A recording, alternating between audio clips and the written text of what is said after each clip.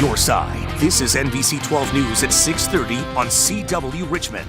Breaking now at 6:30, Vice President Mike Pence has hired legal counsel from Richmond. According to the Washington Post, the vice president has retained Richard Cullen to help respond to inquiries from the special counsel investigating possible collusion between the president's campaign and Russia. Cullen is chairman of Richmond's McGuire Woods. An aide for the vice president says Cullen will not be paid with taxpayer money. Now to the arrest of a Richmond substitute teacher and longtime youth advocate. 44-year-old Vance Chisholm faces 4 counts of sexual battery. He's accused of groping girls at Holton Elementary. Kelly Avellino spoke to Chisholm, and he says the allegations are not true. NBC 12 News. Kelly, thanks. I want to take you now to Hanover, where a jury has convicted a man of killing his wife. Jurors found Harshad Kumar Jadhav guilty of first-degree murder in the death of his wife, Reena Jadhav. Her body was found in a yard on Colony B Place back in September, about a block away from where she lived. She died of blunt force trauma to the head. Jurors recommended a sentence of life in prison. Well, we're waiting to hear whether charges will be filed after a deadly crash on I-295 in Hanover County. State police say a Jeep rear-ended a Ford Explorer this morning, killing the driver of that Ford. A 14-year-old passenger in the car is now in the hospital fighting for her life. A 7-year-old was also seriously hurt. The driver of that Jeep was also taken to the hospital but should be okay. In Richmond now, police are investigating the death of a female found in an alley this morning. Police were called to Decatur Street near East 35th around 8 this morning for reports of a person down. Well, they found the body in the alley. Investigators do not suspect foul play, but if you have any information on this death investigation, call Crime Stoppers at 780-1000. All right, we want to give you a live look now at Nationals Park, where the Congressional Charity Baseball game is just moments from getting underway. Despite yesterday's shooting in Alexandria, members of Congress decided the game will go on, as it has for nearly a century. So Drew Wilder is outside of the stadium, where lawmakers will play before a packed house. The first pitch coming in just about news. Great work there, Drew. Thanks. Well, right now, jurors in Bill Cosby's sexual assault trial continue to deliberate after they told a judge this morning they're deadlocked. The announcement came after 30 hours of deliberation. Jurors say they couldn't reach a verdict on any of the 3 counts against the 79-year-old comedian. The judge sent the jury back, directing them to keep trying to reach a unanimous decision. Cosby is charged with 3 counts of aggravated indecent assault. Each carries a maximum 10-year prison sentence. In Henrico, a man is facing a DUI charge. You see him there after police say he crashed his truck into several cars. Officers were called to the Willow Lawn area for reports of damage to cars in the parking lot. Police say Brian Kelly was driving the truck that hit those cars and that he was driving under the influence. He's also charged with vandalism. Well, Petersburg getting tough now on utility customers who are stealing water from the city. Leaders say this month alone, more than a dozen residents have come up with new ways to bypass the water system by tampering with their water meters. This has led to some customers actually getting water for free. So sources say this has been a problem for years, and now the city is taking aggressive action to identify these water customers and prosecute them through the assistance of the Commonwealth's Attorney's Office. And the On Your Side investigators continue digging into poor living conditions at Essex Village. Managers promise conditions are improving there, but Henrico reporter Ashley Monfort got her hands on federal inspection reports and finds the same problems keep coming up. The 12 News. Thank you, Ashley. Well, county leaders tell us they now have complaints in the double digits for infestation and maintenance issues there at Essex Village. They say they continue to push HUD to include them in the next federal inspection.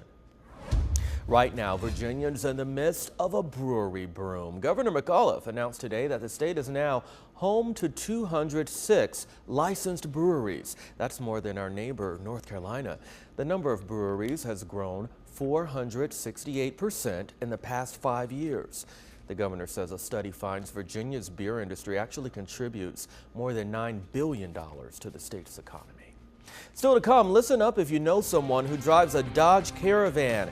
Some of them are now part of a recall that's already caused some injuries. Complete details straight ahead. And a blimp crash lands near a major golf tournament. Up next, you're going to see this video, and we're getting updates on how that pilot is doing. Welcome back. New video now coming in showing the aftermath of a blimp crash in Wisconsin. Take a look. This is video from a witness. You can see the blimp dropping into the woods not far from the U.S. Open golf tournament. Only moments later, it crashed to the ground, burst into flames, and then exploded. The pilot was able to escape before hitting the ground.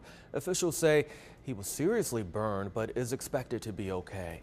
There's still no word on what caused that crash. Now to an update on that deadly high-rise fire out of London, where authorities have now launched a criminal investigation. At least 17 people were killed and more than 70 were injured in that fire. Today, the British Prime Minister said she wants a full inquiry. She also promised the UK government will make every effort to ensure people left homeless are rehoused nearby. Well, a South Carolina mother charged with child abuse, accused of making her kids walk barefoot on a hot road. A neighbor called police after reportedly seeing the kids walking down the dirt road in nearly 90-degree heat. Apparently, Jessica Moss and her boyfriend Clarence Moore were following them in the car. According to the police report, the kids told investigators they were scared because Moore was driving so fast, so he told them to get out. The kid's grandmother says the whole thing was blown out of proportion. She didn't tell him to get. Now, the police report says the 11-year-old child had blisters on her feet and the 9-year-old had cuts and scrapes. Moore and Moss are both charged with child neglect. Moore is also charged for driving on a suspended license. Well, Fiat Chrysler is recalling 297,000 older minivans in the U.S. and Canada because the front driver's side airbag can inflate unexpectedly. Apparently, wiring may short circuit, and that can result in the driver's side airbag deploying without warning. Fiat Chrysler says 8 people have suffered minor injuries from this problem, but no crashes have been reported. A North Carolina woman says she won't be returning to a nail salon after she says she was turned away for being too big. Tiffany Nelson has been going to the QC nail salon for more than a year without any problems. But she says last week they told her she could no longer get a pedicure. The salon says it instituted a policy that says if you are of a certain size, you just can't sit in their chairs. Nelson was told it was simply a safety precaution. Or just kept repeating that. Well, the salon owner says they will find out from the manufacturer just how much weight the spa chairs can hold. Nelson says regardless, she won't be going back. Accurate. Right now, 2 men in Florida are fighting over a $1 million lottery ticket, claiming each one of them actually deserves the prize. Back in April, John Rhodes says he bought the ticket using his own money. But Tyler Scott's attorney says Scott gave Rhodes the money to buy it. Well, he claims that Scott lied about it and told him it was $100,000. Rhodes says he asked Scott to collect the money, but Scott kept most of it. Tyler Scott. Well, Rhodes says he got suspicious that there was a bigger prize when Scott started making lots of expensive purchases. He hopes a judge makes Scott return the money. All right, take a look at this. Caught on camera, a fight breaks out at a California convenience store, and now it's going viral. Witnesses say it all began when a man and woman tried to walk out with snacks, and they didn't pay for it. Well, the clerk tried to stop them from leaving and called police. Well, that's when the couple started hitting and pushing the clerk. Meanwhile, a customer sitting outside in her car started recording. She went to hit the.